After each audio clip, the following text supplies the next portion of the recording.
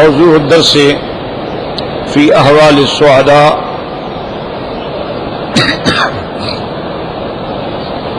سورۃ الملک تفسیر ابن کثیر۔ الحمدللہ رب العالمین والصلاة والسلام علی اشرف الانبیاء وسید المرسلین سیدنا محمد وعلی آلہ واصحابہ اجمعین۔ اللهم صل على سيدنا محمد وعلى آل سيدنا محمد كما صليت على إبراهيم وعلى آل إبراهيم في العالمين إنك حميد مجيد۔ أعوذ بالله من الشيطان الرجيم، بسم الله الرحمن الرحيم۔ إن الذين يخشون ربهم بالغيب لهم مغفرة وأجر كبير، وأسروا قولكم أو اجهروا به إنه عليم بذات الصدور۔ ألا يعلم من خلق وهو اللطيف الخبير۔ هو الذي جعل لكم الأرض ذلولا فامشوا في مناكبها وكلوا من رزقه وإليه النشور۔ قال المؤلف والمفسر رحمه الله تعالى: أدام النفع بعلومه وعلومكم في الدارين آمين، إلى أن قال: وقال الحافظ أبو بكر البزار في مسنده: حدثنا طالوت بن عباد قال حدثنا عباد قال حدثنا الحارث بن عبيد ثابت عن انس رضي الله تعالى عنه قال: قالوا يا رسول الله صلى الله عليه وسلم إنا نكون عندك على حال فإذا فارقناك كنا على غيره۔ قال: كيف أنتم وربكم؟ قالوا: الله ربنا في السر والعلانية۔ قال: ليس ذلكم النفاق۔ لم يروه عن ثابت إلا الحارث بن عبيد فيما نعلمه۔ ثم قال تعالى منبها على أنه مطلع على الضمائر والسرائر: فأسروا قولكم أو اجهروا به إنه عليم بذات الصدور، أي بما يخطر في القلوب۔ اب مفسر رحمت اللہ علیہ ان آیات کی تفسیر مبارک بیان فرما رہے ہیں۔ حافظ ابو بکر البزار رحمت اللہ علیہ نے اپنی مسند بزار میں یہ روایت نقل کی ہے۔ حضرت انس رضی اللہ تعالیٰ عنہ کہتی ہیں کہ قالوا یا رسول اللہ صلی اللہ علیہ وسلم، انہوں نے کہا کہ حضور انا نکون عندک، جب ہم آپ کے پاس بیٹھے ہوتے ہیں تو اور کیفیت ہوتی ہے، اور جب ہم آپ سے جدا ہو جاتے ہیں، گھروں میں چلے جاتے ہیں تو پھر اور کیفیت ہوتی ہے، یعنی ہماری کیفیت جو ہے وہ تبدیل ہو جاتی ہے۔ حضور پاک نے فرمایا: کیف انتم وربکم، پہلے یہ بتاؤ کہ تمہارا رب کے بارے میں کیا اعتقاد ہے۔ انہوں نے کہا: یا رسول اللہ، ہمارا اعتقاد ہے اللہ ربنا فی السر والعلانیہ، اللہ تو ہمارے رب ہیں، چاہے ہم چھپیں یا ہم ظاہر کریں وہ سب جانتے ہیں۔ حضور صلی اللہ علیہ وسلم نے فرمایا: لیس ذالکم النفاق، یہ نفاق نہیں ہے۔ تو اب بات سمجھیں، یہ روایت بھی بڑی مشکل ہے۔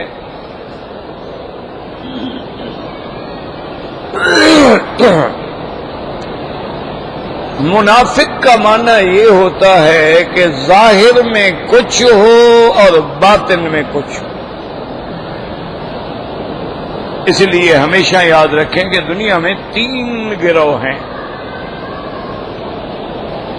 ایک مومن ہے خالص کھرے پکے، ایک کافر ہے خالص پکے کافر ہیں، کوئی ان میں لچک نہیں ہے، اور تیسری قسم جو ہے وہ ہے منافق۔ منافق کا کیا معنی کہ ظاہراً مسلمان ہیں، اندر کافر ہیں۔ اس کو کہتے ہیں منافق۔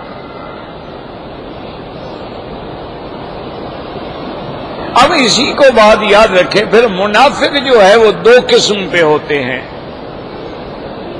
سمجھنے کی کوشش کیا کرو، اگر سبق میں ایک حدیث یا ایک قرآن کی آیت بھی سمجھ آ جائے تو پھر اللہ کا شکر ادا کرو۔ اور آدمی پڑھتا چلا جائے اور سمجھے کچھ نہیں تو اس کا پھر فائدہ نہیں ہوتا۔ ایک ایک حدیث سمجھنے کے لیے علماء نے 6 مہینے پیدل سفر کیا، ایک حدیث کے لیے۔ اور اس محنت سے امام بخاری رحمت اللہ علیہ نے 1,00,000 احادیث کا ذخیرہ جمع کیا، پھر ان میں صرف 6,000 حدیثیں منتخب فرمائیں۔ آج ہمارا آدمی تو کچی پکی روٹی پڑھ لے تو وہ بھی سمجھتا ہے کہ ماشاءاللہ میں تو خود مجتہد ہوں، محدث ہوں، میں جی خود حدیث سمجھ سکتا ہوں ماشاءاللہ۔ کوئی آدمی تھوڑا سا پڑھا لکھا ہو اور تھوڑا سا اسلامیات کا مطالعہ ہو، مفسر قرآن بن جاتا ہے۔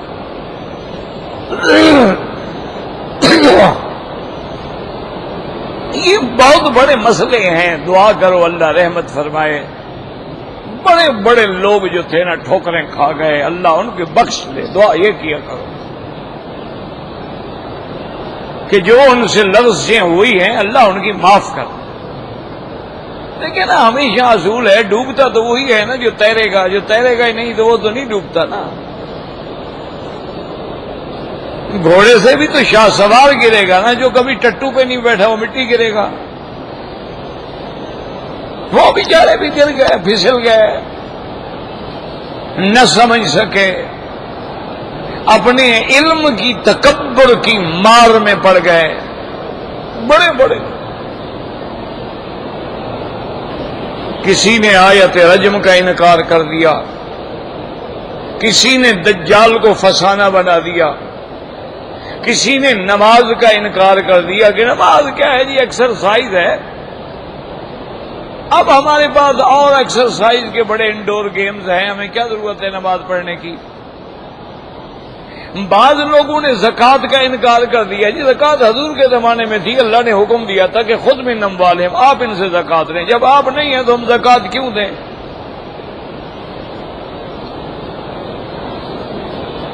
بعض لوگوں نے 4 بیویوں کا انکار کر دیا، عورتوں سے ڈر گئے، عورت کھا جائے گی ہمیں۔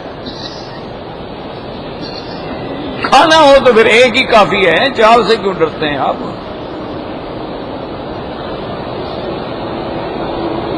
انہوں نے 4 بیویوں کا انکار کر دیا، انہوں نے کہا جی یہ مولویوں کو سمجھ ہی نہیں آیا۔ اچھا بعض جو ہیں فرقے انہوں نے کہا 4 کی پابندی غلط ہے، اصل میں تو 9 کی اجازت ہے۔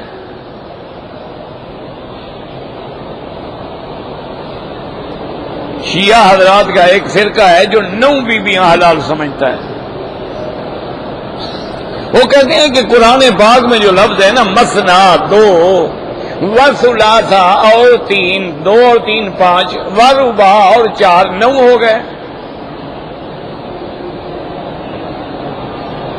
وہ کہتے ہیں اس سے بڑی دلیل کیا ہے کہ حضور پاک کی بیویاں 9 تھیں، جب آپ فوت ہوئے ہیں تو کیا اللہ کے نبی کے لیے اور دین تھا، ہمارے لیے کوئی اور دین ہے۔ بعض 4 سے ڈر گئے، بعض نے 9 حلال کر دی۔ اچھا ایک اور فرقہ ہے شیعہ، وہ بھی شیعہ کا فرقہ ہے، وہ کہتے ہیں جناب یہ جو قید ہے نا مثنا و ثلاثا و رباع، یہ قید اتفاقی ہے، احترازی ہے ہی نہیں۔ اصل حکم ہے فن کے ہو ما طاب لکم من النساء، جتنی تمہیں عورتیں پسند ہیں نکاح کر لو۔ انہوں نے کہا جتنا نکاح کرو چھٹی۔ انہی لوگوں نے بادشاہوں کو گمراہ کیا نا کہ بادشاہوں نے گھر میں 100 بیویاں رکھی ہوئی تھی، 200 حرم رکھے ہوئے تھے، وجہ کہ ایسے مولوی موجود تھے نا فتویٰ دینے والے۔ انہوں نے کہا جناب کوئی گناہ نہیں، آپ 100 رکھیں، اور پھر کنیز کی تو خدا نے اجازت دی ہے، اور کنیز پہ تو پابندی نہیں، 1 ہوں 2 ہوں 50 ہوں 100 ہوں، یہ تو سب آپ کی کنیزیں ہیں۔ تو یہ بڑی مصیبت ہے، یاد رکھو۔ دعا کرو کہ اللہ تبارک و تعالی ہمیں قرآن و حدیث پڑھنے، پڑھانے، سمجھنے، سمجھانے کی توفیق دے اور صحیح لوگوں کی صحبت نصیب ہو جائے۔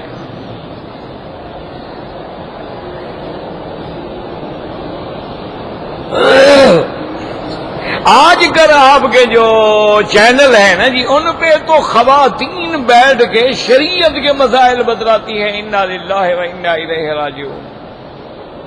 جس کو حیض کے مسئلے بھی نہیں آتے وہ شریعت کے مسئلے بتلاتی ہے۔ اس سے پوچھو کہ حیض، نفاس اور استحاضہ میں کیا فرق ہے، آپ رات ٹیلی فون کر کے پوچھ لیں۔ اسے کہو بھی قرآن میں حیض کا ذکر بھی ہے، استحاضہ بھی ہے اور نفاس بھی ہے، اس میں کیا فرق ہے؟ اور حیض کی مدت قلیل کیا ہے، کثیر کیا ہے؟ استحاضہ کی مدت قلیل کیا ہے، کثیر کیا ہے؟ نفاس کی مدت قلیل کیا ہے، کثیر کیا ہے؟ بتائیں۔ آپ فون کر کے ذرا پوچھیں نا کسی اینکر سے، آپ کو پتہ لگ جائے گا کتنے پانی میں ہے۔ وہ تو 4 باتیں لکھ کے لے آتے ہیں، اسی پہ وہ اپنی لفاظی دکھلاتی ہیں، اس کے علاوہ تو ان کو کوئی پتہ نہیں ہوتا نا۔ اور آج بھی یعنی اللہ کے ہم حرم میں ہیں بغیر کسی اعتراض کے، اللہ ہمیں اعتراض سے بچائے۔ مقصد سمجھانا ہے، اعتراض نہیں۔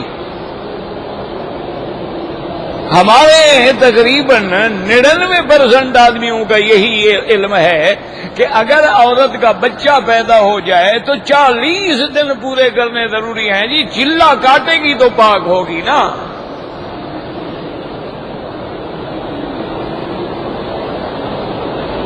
تقریباً یعنی ہمارے 99% مسلمانوں کی یہی معلومات ہیں کہ اگر عورت کا بچہ پیدا ہوا ہے وہ جی 40 دن کے بعد پاک ہو۔ یہ بالکل جھوٹ ہے، 101% جھوٹ ہے، اور یہ گھڑنتو مسئلہ ہے جو جاہلوں نے بنا رکھا ہے۔ نفاس کی کوئی مدت نہیں ہے، یاد رکھو۔ اگر بچہ پیدا ہونے کے بعد 24 گھنٹے میں خون بند ہو جائے اور صاف ہو جائے، پاک ہو گئی، خلاص، نماز پڑھے، غسل کرے، میاں بیوی ملے، سب کچھ حلال۔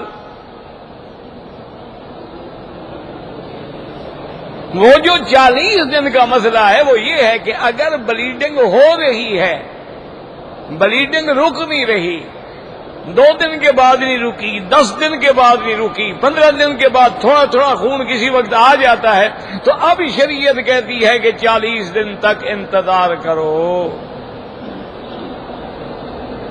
اچھا، 40 دن کے بعد بھی خون نہیں رکا ہے، پھر بھی بلیڈنگ ہو رہی ہے، مانا اب استحاضہ ہو گیا ہے، اب نفاس نہیں ہے، اب بیماری ہے، اب وضو کرے، غسل کرے، نمازیں پڑھے۔ تو اب ہمارے آپ خود اندازہ کریں، یعنی 90% آدمی کے دماغ میں یہی ایک بھوت بیٹھا ہوا ہے کہ جی چلے کے بعد عورت پاک ہوگی۔ اور کتنی میری بیٹیاں، میری بہنیں عمرے پہ آ رہی ہیں، ان کے حیض کی عادت ہے 6 دن یا 7 دن، وہ احرام باندھ کے آئی، 2 دن کے بعد بدن خشک ہو گیا، کوئی خون کا قطرہ نہیں ہے، اس نے سمجھا میں پاک ہو گئی، عمرہ کیا، طواف کیا، واپس آئی تو اب داغ لگ گیا۔ یہ جہالت ہے۔ اب خون آئے نہ آئے، اس نے عادت کے دن پورے کرنے ہیں، جب تک اس کی عادت کے دن پورے نہ ہوں وہ پاک نہیں ہو سکتی۔ اس کے بعد پاک ہو کے غسل کر کے پھر عمرہ کرے گی۔ اب کتنے مسلمان ہیں بیچارے جو اس مصیبت میں مبتلا ہیں، مسئلے کا پتہ ہی نہیں ہے۔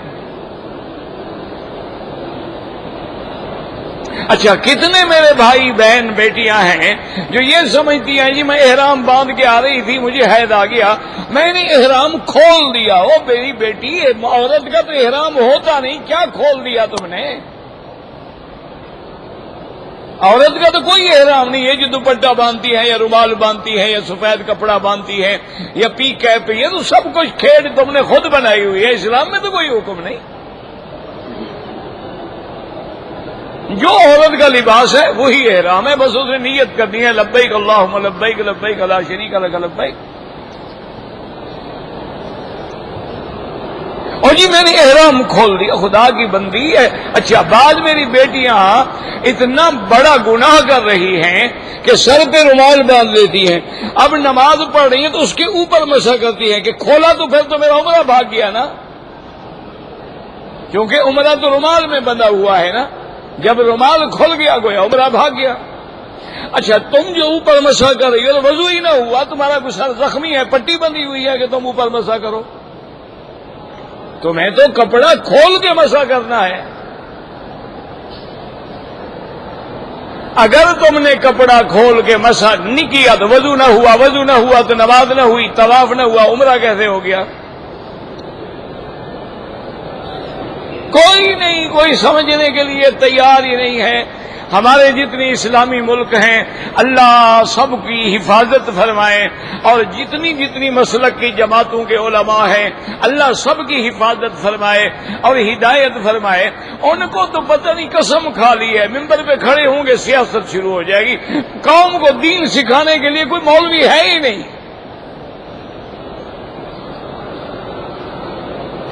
یا سیاست شروع ہو جائے گی یا فتویٰ شروع ہو جائے گا، یہ کافر اور وہ کافر اور یہ کافر اور وہ کافر، اس کی نماز نہیں ہوتی اس کی نہیں ہوتی، اس کا جنازہ نہیں ہوتا اس کا نہیں ہوتا۔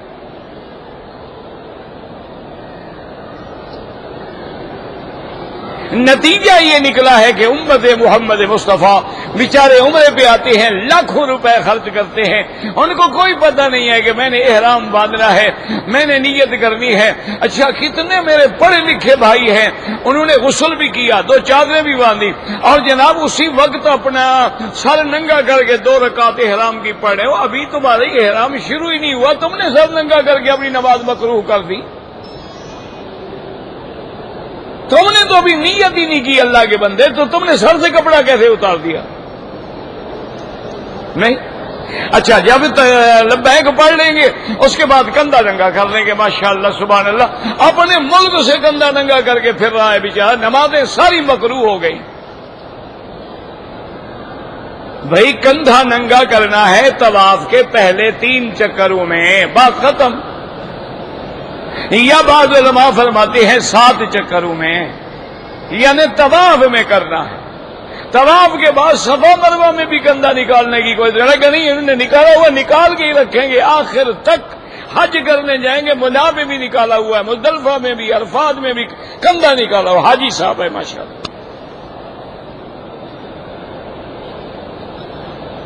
جو بالکل ناجائز ہے کہ اگر تمہارے پاس کپڑا ہے بلا وجہ اپنا بازو ننگا کرو، نماز مکروہ ہو گئی۔ ایک ہے کپڑا نہ ہو، لیکن کوئی سمجھنے کے لیے تیار نہیں۔ کتنے میرے بزرگ بیٹھے ہیں، یعنی بڑی بڑی عمر کے لوگ بیٹھے، ان کو بھی پتا ہے بھی حیض کی کم مدت کتنا ہے، زیادہ مدت کتنا ہے کوئی پتہ نہیں۔ یاد رکھو اقل المدت جو ہے حیض کی وہ 3 دن ہے، 3 دن سے کم حیض نہیں ہوتا، کم از کم 3 دن، اور زیادہ سے زیادہ 10 دن، 10 دن کے بعد بھی پھر حیض نہیں ہوتا، پھر بیماری ہو جاتی ہے۔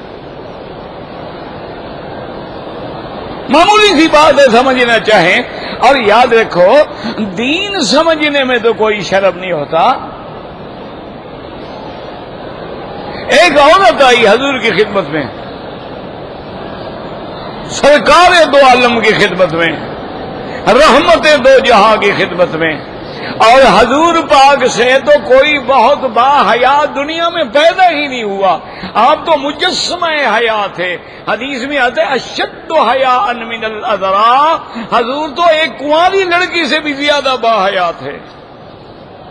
کنواری لڑکی بھی اس زمانے کی، آج کی کنواری لڑکی تو اللہ کا فضل ہے ماشاءاللہ، حیا ہو تو سکول میں یا کالج میں رہ جاتا ہے، واپس لڑکی آ جاتی ہے۔ آج کی کنواری لڑکی کا کیا حیا؟ آج تو کہتے ہیں وہ لڑکی نہ ہوئی نا جو ہلہ گلا نہ کرے، جس کے فرینڈ نہ ہوں۔ جو پکنک پہ نہ جائے، جو لانگ ڈرائیو پہ نہ جائے، کوئی کسی کے ساتھ ہوٹل میں جا کے جناب کوئی پارٹی وارٹی نہ کھائے، انجوائے نہ کرے، وہ کیا لڑکی ہوئی؟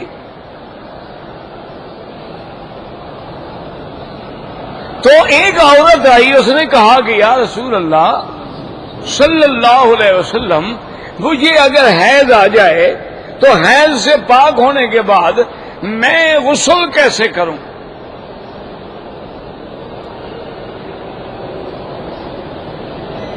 بات خدا کے لیے سمجھو، یہ دین ہے، عورت کو دین کی فکر تھی کہ اگر میرا غسل ٹھیک نہیں ہوگا نماز بھی ٹھیک ہوگی۔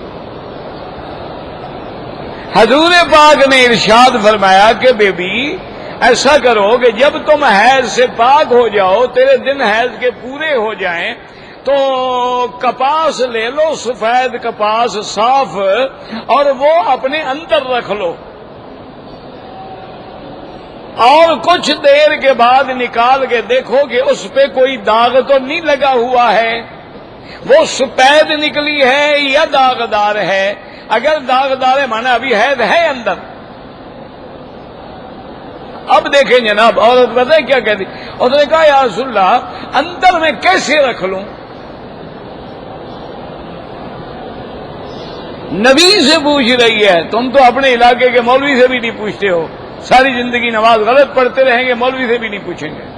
کتنے، میں کل دیکھ رہا تھا ایک بوڑھا آدمی، کم از کم 70 سال عمر ہوگی، نماز، اللہ یہ پتہ نہیں کون سی نماز ہے،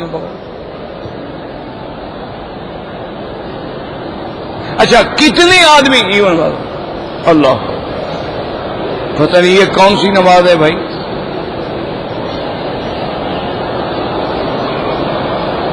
اللہ کے بندے، تمہیں آج تک یہ پتہ نہیں لگا کہ جب تم نے نماز شروع کرنی ہے یہ ہاتھ کی انگلیاں بند ہوں اور ان کا رخ کعبے کی طرف ہو، اللہ اکبر، نہ یوں ہو نہ یوں ہو، نہیں، اس کا رخ بھی کعبے کی طرف ہو، اور انگلیاں بھی بند ہوں، کھلی ہوئی نہ ہوں۔ ہمارے پاک نبی رحمت دو عالم نے کتنا سمجھایا کہ اگر رکوع میں جاؤ تو انگلیاں کھلی ہوئی ہوں، تاکہ انگوٹھا پکڑ لو، اپنا گھٹنا پکڑ لو، کہیں میں میرا امتی گر نہ جائے بیچارہ بوڑھا۔ اور جب آپ نے ہاتھ باندھنے ہیں تو دایاں رکھو بائیں پر، اور جب آپ نے اتحیات میں بیٹھنا ہے تو دونوں ہاتھ رکھو اپنے رانوں پر، اور وہ لٹکے ہوئے نہ ہوں، اوپر رکھے ہوئے ہوں۔ یہ جو لٹکا کے یوں بیٹھ جاتے ہیں یہ منع ہے۔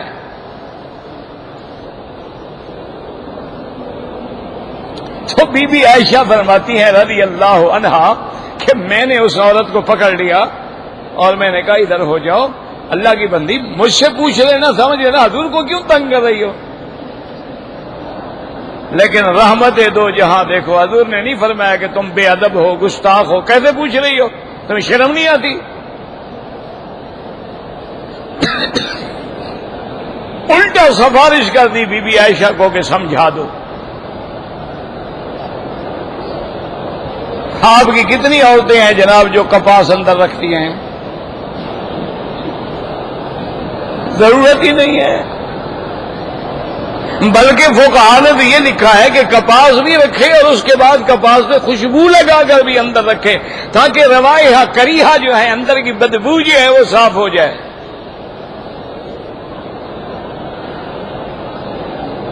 اور پھر اس عورت کو اللہ رحمت فرمائے، اللہ کبھی ٹیومر کا کینسر نہیں ہوتا جو عورت اندر خوشبو رکھتی ہے۔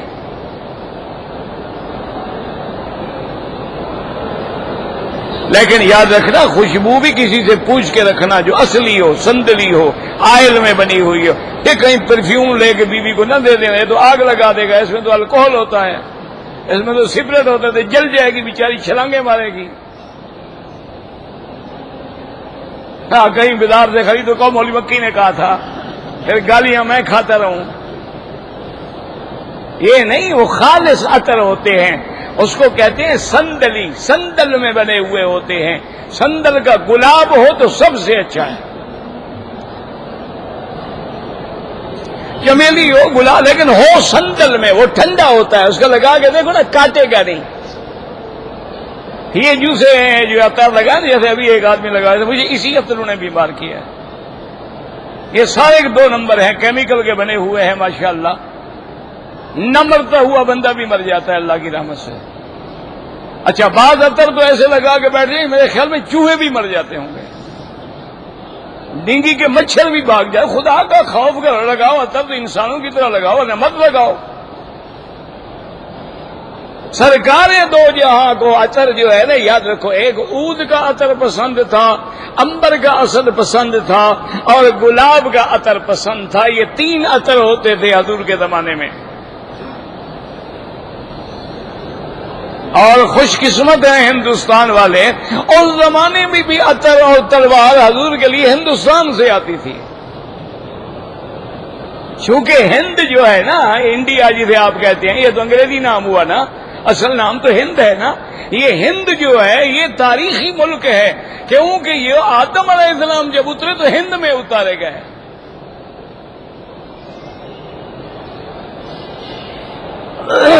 اچھا جو تاریخی ملک ہوتے ہیں نا, کچھ ہو جائے وہ نام نہیں بدلے گا.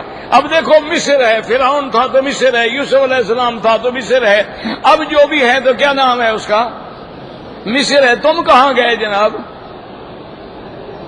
تم جب کٹے اس کے بعد تمہارا نام نہیں رہا.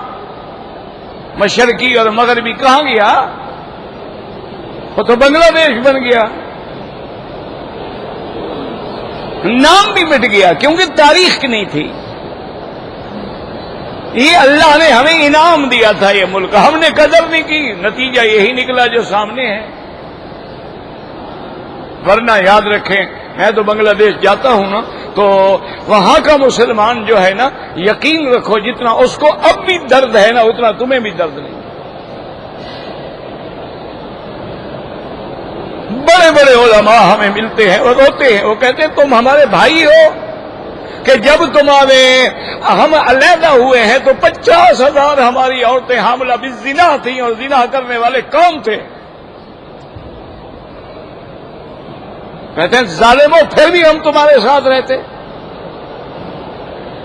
وہ آنسو بہاتے ہیں, روتے ہیں کہ ہم بھائی کٹ گئے.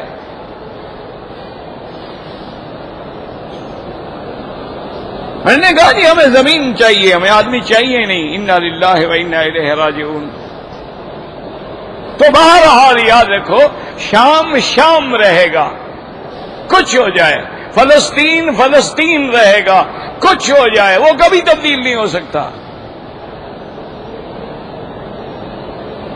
ہمیشہ حجاز حجاز رہے گا, حبشہ حبشہ رہے گا, روم روم رہے گا, فارس فارس رہے گا, کبھی تبدیل نہیں ہو سکتا. کوئی آ جائے. تو اس لیے ہمیشہ یاد رکھیں کہ اقل المدت جو ہے حیض کی وہ 3 دن ہے اور زیادہ سے زیادہ 10 دن. اب یاد رکھو کہ منافق 2 قسم ہوتے ہیں. ایک منافق ہوتا ہے اعتقادی, عقیدے کا منافق, یوں سمجھ لو عقیدے کا منافق, یعنی ظاہراً اسلام اندر کفر. اذا جاءك المنافقون قالوا نشهد انك لرسول الله والله يعلم انك لرسوله والله يشهد ان المنافقين لكاذبون. اور دوسری جگہ اللہ فرماتے ہیں اذا لقوا الذین آمنوا قالوا آمنا وَإِذَا خَلَوْا إِلَىٰ شَيَاطِينِهِمْ قَالُوا إِنَّا مَعَكُمْ إِنَّمَا نَحْنُ مُسْتَهْزِئُونَ. اللہ نے فرمایا میرا مدنی یہ منافق آتے ہیں آپ کے پاس اور آ کے کہتے ہیں ہم گواہی دیتے ہیں آپ اللہ کے رسول ہیں. اللہ نے فرمایا میں تو جانتا ہوں آپ میرے رسول ہیں, لیکن میں بھی گواہی دیتا ہوں یہ جھوٹ بول رہے ہیں. یہ مسلمان نہیں ہے. جب مسلمانوں کو ملتے ہیں تو کہتے ہیں آمنا, ہم مومن ہیں. وَإِذَا خَلَوْا إِلَىٰ شَيَاطِينِهِمْ, اور جب اپنے شیطانوں کے پاس واپس جاتے ہیں کہتے ہیں ہم تو دھوکہ دے رہے تھے مسلمانوں کو, ہم تو تمہارے ساتھ ہیں, ہم مسلمان نہیں ہیں. یہ عقیدے کا منافق ہوتا ہے کہ ظاہر میں اسلام ہے اور باطن میں کفر ہے، اور یہی وہ منافق ہے جس کی سزا کافر سے بھی زیادہ سخت ہے۔ ان المنافقین فی الدرک الاسفل من النار، اور یہی وہ لوگ ہیں جن کے بارے میں قرآن کہتا ہے مذبذبین بین ذالک لا الہ ہؤلاء ولا الہ ہؤلاء۔ یہ منافق جو ہے یہ دھوبی کے کتے کی طرح نہ گھر کے ہیں نہ گھاٹ کے ہیں، کبھی ادھر رکھتے ہیں کبھی ادھر رکھتے ہیں، اس لیے ان پہ کوئی بھی اعتماد نہیں کرتا۔ تو یہ منافق ہوتا ہے عقیدے کا، یاد رکھو۔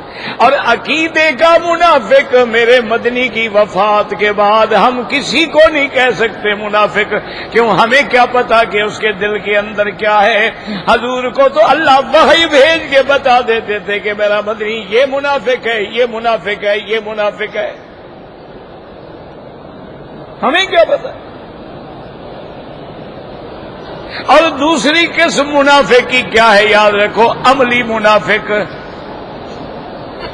یعنی عقیدے کا مسلمان ہے، اللہ رسول پر بھی ایمان ہے، قرآن بھی پڑھتا ہے، نمازیں بھی پڑھتا ہے، لیکن عملاً منافق ہے۔ حضور نے فرمایا پھر اس منافق کی نشانی کیا ہے؟ فرمایا آیت المنافق ثلاث، اس منافق کی 3 نشانیاں ہیں۔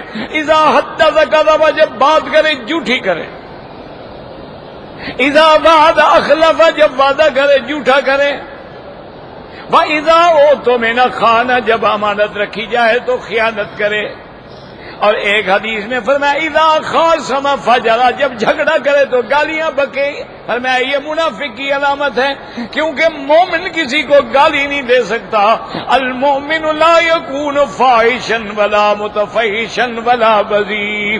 اسی طرح فرمایا المؤمن لا يكون لعانا، مومن کبھی کسی پہ لعنت نہیں کرتا، مومن کبھی کسی کو گالی نہیں دیتا، مومن کبھی کسی کی بے آبروئی نہیں کرتا ہے، اور ایسا فحش کلام زبان سے نہیں نکالتا ہے۔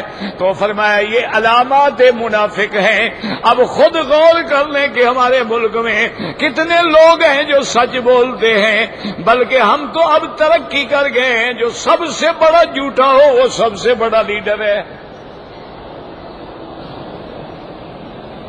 انٹرنیشنل جھوٹا ہو نا، وہ بڑا لیڈر ہوتا ہے۔ اور اسی طرح فرمایا اذا وعد اخلف، کا جب وعدہ کرے جھوٹا، ایمان سے کہیں کہ جب تمہارے پاس آ کے وعدے کرتی ہیں سبز باغ دکھاتے ہیں، اور جب کامیاب ہو جائیں تو پھر کالا باغ بھی نہیں دکھاتے۔ اور باقی رہ گئی امانت کی بات، تو ان کے پاس پیسے رکھ کے تجربہ کر لو، پتہ لگ جائے گا۔ تو یہ منافق ہیں، لیکن عملی منافق ہیں۔ یہ ان کو ہم کافر نہیں کہیں گے، یہ عملی منافق ہیں، گناہگار ہیں۔ علاج کیا ہے کہ توبہ کریں۔ یہ ساری بحث میں نے کیوں کی کہ صحابی نے اس کو شک پڑ گیا طبیعت پہ، جیسے کہ حضرت حنظلہ فرماتے ہیں بیٹھے ہوئے رو رہے تھے، حضرت ابو بکر رضی اللہ تعالیٰ عنہ گزرے تو انہوں نے دیکھا کہ حضرت حنظلہ رو رہے ہیں۔ آپ نے فرمایا ماذا یبکی کا، کیوں رو رہے ہو؟ انہوں نے کہا نافق حنظلہ، حنظلہ تو منافق ہو گیا۔ حضرت ابو بکر کانپ گئے، انہوں نے کہا کیا کہہ رہے ہو؟ تم حضور کے صحابی ہو۔ اس نے کہا ابو بکر دیکھو نا، منافق وہ ہوتا ہے نا ظاہر کچھ ہو باطن کچھ ہو، تو ہم جب حضور کے پاس بیٹھے ہوتے ہیں تو وہ کیفیت ہی عجیب ہوتی ہے، جب گھر آ جاتے ہیں تو بدل جاتی ہے۔ منافق تو ہو گئے ہم۔ حضرت ابو بکر نے فرمایا یہ بات تو میرے ساتھ بھی ہے۔ جب حضور کی مجلس میں بیٹھتے ہیں صاف بات ہے کہ جب آدمی روشنی میں بیٹھا ہو اور بات ہوتی ہے، جب اندھیرے میں آئے گا تو کیفیت تو بدلے گی نا۔ وہاں تو نور نبوت کی روشنی ہوتی ہے، وہاں تو نور نبوت کا سراج منیر چمک رہا ہوتا ہے، وہاں تو نور نبوت کی رحمت کی دریا ٹھاٹھے مار رہا ہوتا ہے۔ جب گھر آتے ہیں تو بیوی ہے، بچے ہیں، اہل ہے، یاد ہے، دنیا ہے، تو حضرت ابو بکر اور حضرت حضور کی خدمت میں آئے، آگے بتلایا آپ نے، فرمایا اللہ کے بندے یہ منافقی بات نہیں ہے، یہ تو حالات ہیں، کبھی میرے پاس بیٹھے ہوئے کیفیت لازمی بات ہے اور ہوگی، گھر جاؤ گے تو کیفیت اور ہوگی، اگر تمہاری وہی کیفیت برقرار رہے جو میری مجلس میں ہوتی ہے پھر تو فرشتے اتر کے تم سے مصافحہ کریں اور تمہارے پاؤں کے نیچے پر بچھائیں۔ اللہ کے بندے یہ منافق نہیں ہوتا، منافق کا معنی ہوتا ہے ظاہر ایمان اور اندر کفر۔ اسی لیے ان صحابہ نے بھی حضور سے پوچھا کہ یا رسول اللہ، جب ہم آپ کے پاس بیٹھتے ہیں تو ہماری اور حالت ہے، جب ہم گھر چلے جاتے ہیں تو اور حالت ہے۔ آپ نے فرمایا اچھا ایک بات بتاؤ، تمہارا خدا کے بارے میں کیا اعتقاد ہے؟ انہوں نے کہا ہمارا اعتقاد ہے حضور کہ اللہ پاک ہر چیز جانتے ہیں، ظاہر بھی جانتے ہیں، باطن بھی جانتے ہیں، آپ کی محفل میں ہیں جانتے ہیں، جب ہم گھر جاتے ہیں جانتے ہیں، ہمارے ہر حال سے باخبر۔ تو الحمدللہ تم پکے مومن ہو، یہ نفاق نہیں ہے، یہ تو کیفیتوں کی تبدیلی کا نام ہے کہ جب آدمی صحبت رسول میں بیٹھا ہوتا ہے، جب حتیٰ کہ پتہ ہے صحابہ فرماتے ہیں کہ جس دن آمنہ کے لال مدینہ میں آئے ہیں صلی اللہ علیہ وسلم، اللہ کے کروڑوں صلاۃ و سلام ہوں میرے محبوب پہ، کہتے ہیں واللہ ما رأینا اضوا یوم، کہتے ہیں خدا کی قسم ہے ہم نے ایسا روشن دن پہلے کبھی نہیں دیکھا تھا، جس دن حضور آئے تو دن ہی عجیب روشنی تھی اس کی، ایسی روشن تھا، ایسی چمک رہا تھا، ایسی روشنی پہلے کبھی نہیں تھی، اور ہونی بھی چاہیے تھی نا۔ ایک ادھر کا سورج تھا، ایک محمد کا سورج تھا، جب سورج ہی دو ہو جائے، سورج زمین پہ آ جائے تو روشنی کیسے نہیں بڑھے گی؟ لنا شمسن وللآفاق شمسن، بی بی عائشہ نے اسی لیے کہا تھا نا ایک دنیا کا سورج ہے، ایک میرا سورج ہے، لیکن میرا سورج جو ہے وہ دنیا کے سورج سے بہتر ہے، وہ بادلوں میں چھپ جاتا ہے، وہ رات کو چھپ جاتا ہے، لیکن میرے مدنی کا چہرہ تو دن رات میں روشن رہتا ہے۔ تو صحابہ کہتے ہیں ایسا روشن دن ہم نے نہیں دیکھا، اور کہتے ہیں واللہ ما رأینا اظلم یوم، اور جس دن حضور کی وفات ہوئی ہے ایسا اندھیرے والا دن ہم نے نہیں دیکھا، معلوم ہوتا تھا اندھیرا چھا گیا، روشنی چلی گئی۔ اسی لیے بی بی فاطمہ الزہرا رضی اللہ تعالی عنہا بنت النبی المصطفیٰ زوجت علی المرتضی ام الحسن والحسین و ام کلثوم رضی اللہ تعالی عنہا، وہ فرماتی ہیں حضور کی وفات کے بعد انہوں نے مرثیہ لکھا تھا، اس مرثیے میں کہتی ہے میرے مدنی آپ تو فوت ہو گئے، سبت علیہ مصائب، آپ کی جدائی میں، آپ کی موت کے بعد مجھ پہ جو مصیبتیں پڑی ہیں، سبت علیہ مصائب لو انہا سبت علی الایام سرن لیالیا، اگر یہ مصیبتیں دن پر ڈال دوں تو دن راتیں بن جائیں گے۔ اور حقیقت بھی ہے، یاد رکھو سیدہ فاطمہ حضور کے بعد صرف 6 مہینے زندہ رہی، پھر بی بی صاحبہ بستر سے نہیں اٹھی، فراق رسول میں بس صاحب فراق رضی اللہ تعالی عنہا وارضاہا۔ تو اس لیے اللہ فرماتے ہیں وَأَسِرُّوا قَوْلَكُمْ أَوِ اجْهَرُوا بِهِ إِنَّهُ عَلِيمٌ بِذَاتِ الصُّدُورِ، تم چھپاؤ یا ظاہر کرو، قرآن میں غور کیا کرو، حالانکہ جہر ظاہر ہوتا ہے لیکن اللہ نے چھپنے کا پہلے ذکر کیا اور جہر کا بعد میں ذکر کیا، پر اتا کے بندے سمجھ لیں کہ میرا علم اتنا کامل ہے، چاہے اسرار ہو یا جہر ہو میرے لیے سب برابر ہے، میں سب جانتا ہوں، واللہ اعلم۔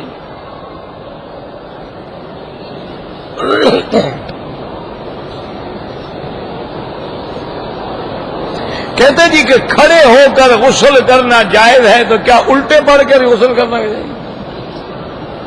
آپ پوچھو جناب اس سے میں کیا کروں مجھے بتاؤ، یہ میری برادری ہے۔ نہیں جناب تم رسی پاؤں میں باندھ کے الٹے لٹک کے غسل کیا کرو، اللہ کے بندے کھڑے ہو کے غسل کرو، بیٹھ کے کرو، جیسے مرضی ہے کرو۔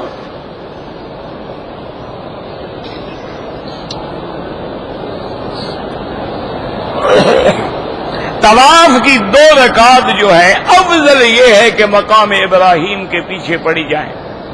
اگر وہاں جگہ نہ ملے تو حتیم میں پڑھی جائیں. حتیم میں بھی جگہ نہ ملے تو پورے مطاف میں پڑھی جائیں. اور مطاف میں بھی جگہ نہ ملے پورے حرم میں جہاں مرضی آئے پڑھ لیں.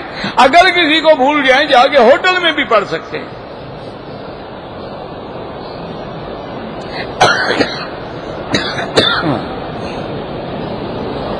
اگر مسجد عائشہ سے عمرہ کرے اور سر نہ مڈوائے دم میں کہیں سے عمرہ کرے. جب نیت عمرے کی کر لی تو سر مڈانا ضروری ہے, نہیں مڈائے گا, دم پڑ گئی ایک بکری دم دے.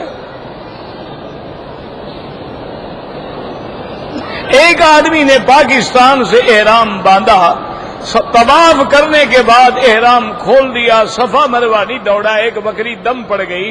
یہی مسئلہ میرے بھائی اگر تم چلتے ہوئے پہلے پوچھ لیتے تو بلا وجہ دم کیوں پڑتی؟ کہتے جی آواز جو ہے ہمیں نہیں پہنچتی, دعا کریں. یہ علاج آپ کے پاس ہے, میرے پاس نہیں ہے.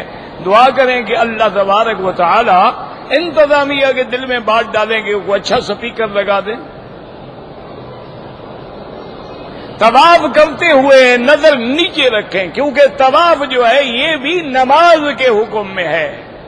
الطواف کالصلاۃ. اس لیے بعض فقہا فرماتے ہیں اگر طواف کرتے ہوئے سینہ ادھر ہو جائے یا پشت ادھر ہو جائے تو طواف فاسد ہو جاتا ہے. اچھا کبھی ایسا ہو جائے نا تو اس کا علاج ہے, دھکا لگ گیا, سینہ پھر گیا, پشت پھر گئی, رش میں پھنس گیا تو 2 قدم پیچھے کر کے پھر طواف شروع کر دیں.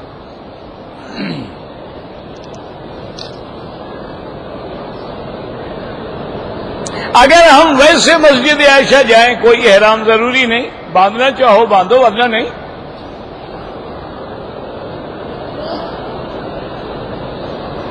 کہتے جی کہ پاکستان سے میں نے بیوی کو بلایا ہے, عمرہ کرنے سے پہلے میاں بیوی مل سکتے ہیں, یعنی اس کا عمرہ برباد کرنے کا ارادہ ہے تمہارا. او بابا عمرے میں آ جائے, 1 گھنٹہ صبر کر لینا, کوئی پھانسی تو نہیں لگ جائے گی نا. 1 گھنٹے سے کیا زیادہ لگے گا, طواف صفا کرنے کے بعد پھر ملتے ہی رہو.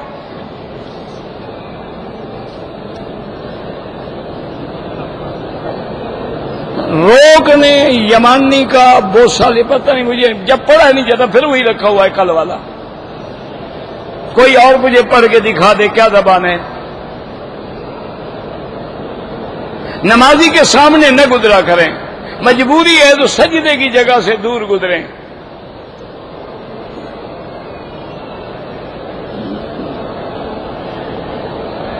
کہتے جی کہ حلق کرتے ہوئے, بہرحال حلق کرتے ہوئے خوشبو والا لوشن نہیں لگانا چاہیے. پہلے بتا دو نئی کو کہ بھئی سادہ صابن لگاؤ ورنہ میرا عمرہ برباد نہ کرو. مجھے 300 ریال کی بکری پڑ جائے اور تم اپنے 10 ریال کھڑے کر رہے ہو.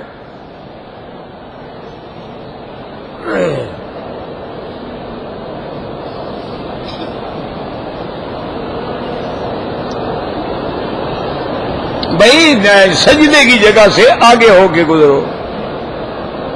اگر عورتیں آگے ہیں نماز نہیں ہوتی, دائیں بائیں برابر کھڑی ہیں نماز نہیں ہوتی.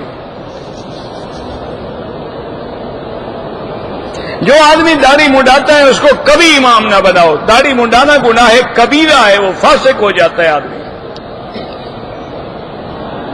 رفع یدین کے بغیر بھی نماز ہو جاتی ہے, بالکل ہو جاتی ہے. اگر عبداللہ ابن مسعود کی ہو جاتی ہے تو پھر ہماری بھی ہو جاتی ہے.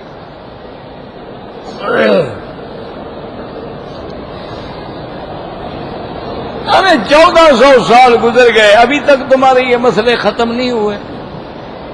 بھائی یار خدا کو ڈرو, جو پڑھتا ہے نماز پڑھنے دو, اس پہ محنت کرو جو نماز ہی نہیں پڑھتا.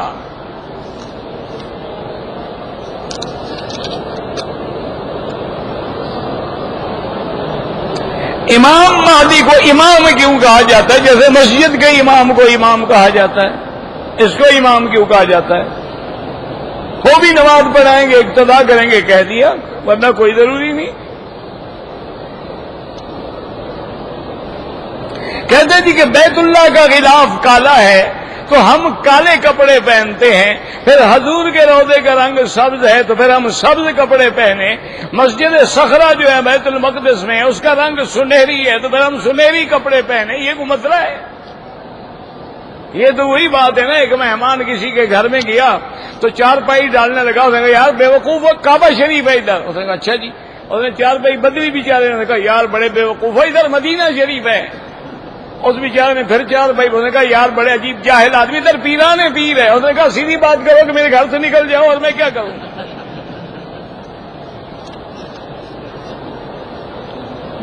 تم جناب کالے کپڑے کعبے کا مقابلہ کرنے کے لیے پہنتے ہو؟ اللہ کے نبی نے فرمایا جو غم کی وجہ سے کالے کپڑے پہنے اس کا میری جماعت سے بھی تعلق نہیں ہے۔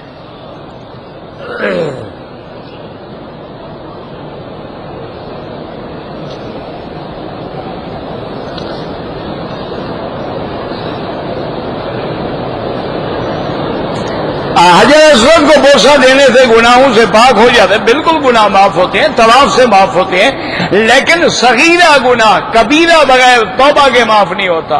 حقوق العباد جب تک ادا نہ کرو معاف نہیں ہوتے۔ یہ نہیں کہ 2 لاکھ کھا جاؤ ادھر بوسہ دے دو چھٹی۔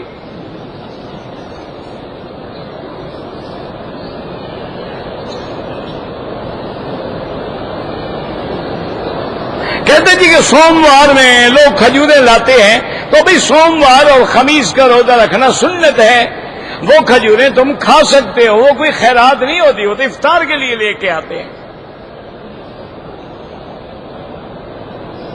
عورت احرام کے اندر ناک کے نیچے ایسے نقاب نہیں باندھ سکتی، کپڑا لٹکا سکتی ہے۔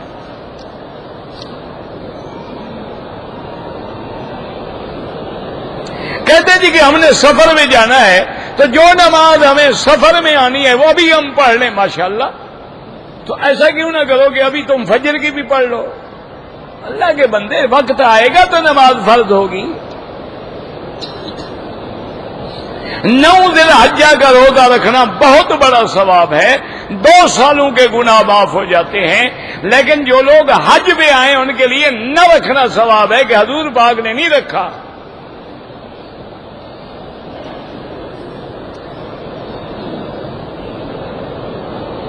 میں دروازوں کے باہر جوتے پڑے ہوتے ہیں، بابا جو پھینک دیں وہ لے لو، کوئی بات نہیں، افضل یہ ہے کہ نہ لیا کرو، اگر لیا ہے پھر اسی جگہ رکھ دو۔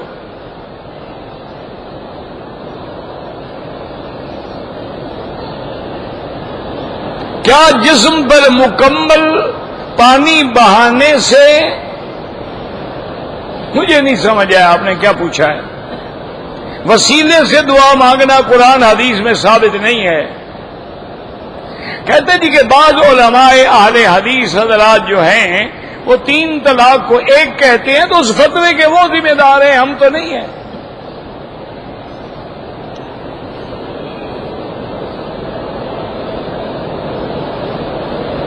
کہتے جی کہ وہ 4 امام نہیں مانتے، اللہ ہدایت دے، کوئی جھگڑے کی بات نہیں۔ جب وہ خود امام کے مقام پہ پہنچ گئے ہیں تو کسی امام کو کیوں مانے بیچارے؟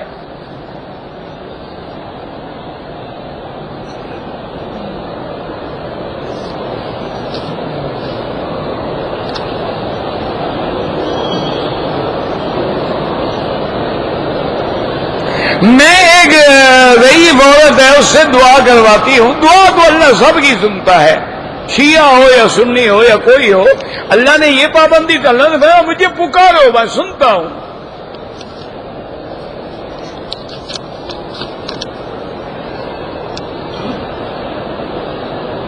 میرا بیٹا محمد عمران جو ہے وہ دماغ کے کینسر کی وجہ، اللہ شفائے کاملہ عطا فرمائے، اللہ پاک ہر بیماری سے بچائے۔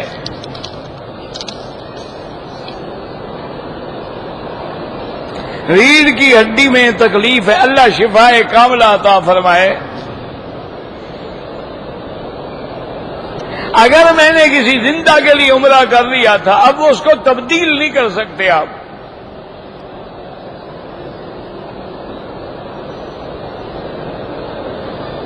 میں نے طواف میں دونوں کندھوں پہ چادر رکھی، کچھ نہیں ہوتا۔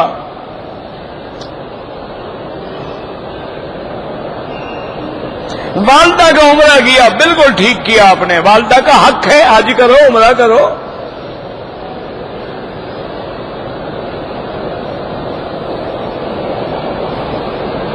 اگر نماز راستے میں مسجد میں گئے ہیں، نماز ہو رہی ہے جماعت میں تو مل جائے، نہیں تو پھر اپنی جماعت کریں۔ اگر ہوا خارج ہو جائے، وضو ٹوٹ گیا، نماز چھوڑ دیں۔ اگر ہم روز عمرہ کریں اس طرح روز پھروانا پڑے گا۔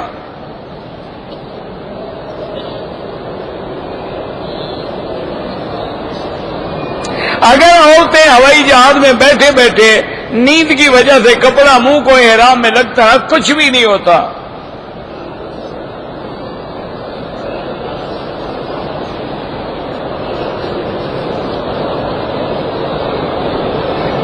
ایک ہی سوال ہے سب کا، موبائل سے فوٹو بنانا ناجائز ہے۔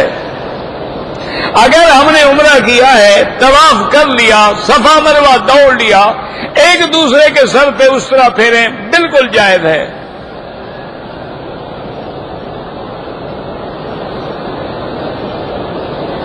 وفات انبیاء کی وفات کا تو منکر کافر ہوتا ہے۔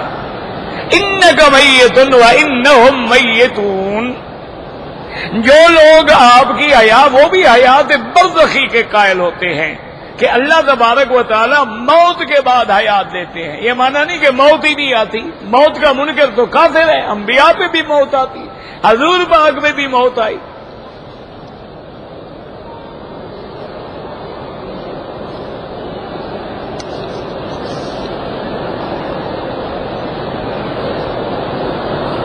میں تنگی ہو رہی ہے، میرے پاس حق مہر کی رقم نہیں ہے، لڑکی والوں سے اگر میں بطور زکوٰۃ لے لوں کوئی بات نہیں، اگر آپ کو زکوٰۃ کے پیسے دے دیں ٹھیک ہے، اور جو لوگ شادی کرنا چاہتے ہیں غریب ہیں ان کو زکوٰۃ دینی چاہیے۔